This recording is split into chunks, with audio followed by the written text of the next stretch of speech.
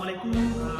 Hari ini kami akan menghadiri undangan dari Kanwil DJPb Provinsi Aceh.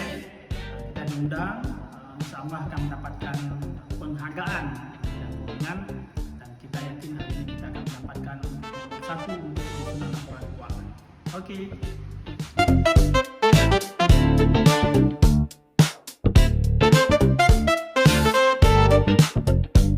Wilayah lingkup Kanwil Penyusunan Provinsi Aceh tahun 2024 diberikan penghargaan kepada terbaik satu, yaitu kepada Badan Narkotika Nasional Provinsi Aceh.